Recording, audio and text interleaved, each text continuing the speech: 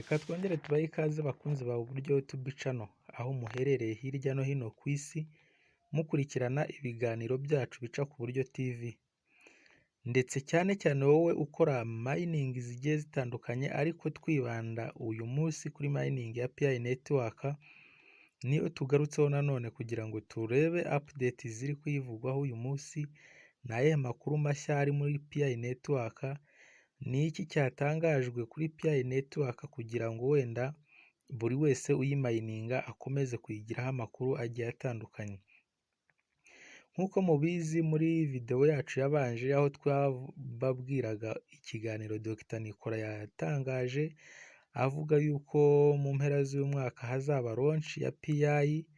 Uyu munsi hari itariki iri guhwihwiswa cyangwa se iri ku mbuga zigiye zitandukanye, zaba iza PI network, zaba iz'abantu ku giti cyabo, mbese aho winjiye hose urahasanga iyi tariki 25/12/2025 ko hari ikintu cyaba cyihishe inyuma yayo, cyangwa se hari icyo yabiduhishiye. Nk'uko mubizi, muzi neza ko nubwo Dr Nikora yari yavuze ko mu mpera z'umwaka hazaba launch ya PI network, yari yirinze gutangaza itariki, avuga gusa mu mpera z'uyu mwaka wa 2022. Hari ubwo rero iyi tariki yaba ari iyi ngiyi yamaze kujya hanze, niba ari koko ibivugwa ari ukuri, iyi tariki ishobora kuba ariyo ya nyayo yaba yatangajwe na nyakubahwa Dr Nikora.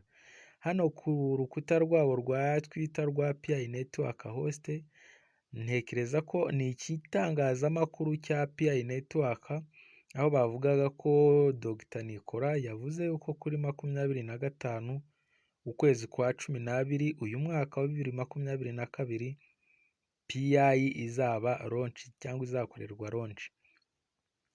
Akomeza avuga ko nubwo bimeze bityo bagifite byinshi batari bwasoze gukora, bagifitemo imirimo myinshi, ariko bitabuza nanone ko iyo tariki yatangaje ibyo yayivuzeho bizakorwa. Twebwe icyo dusabwa nk'aba pioneers, aba mining cyangwa se buri wese umayininga PI network aho ari hose, igihugu uherereyemo icyo ari cyo cyose, turasabwa ikintu kimwe, ni uguhuza imbaraga, amaboko, tugakomeza kwizera umushinga nk'uko twawizeye. Njye nkunda kuvuga ngo burya cya mbere mu buzima ni icyizere.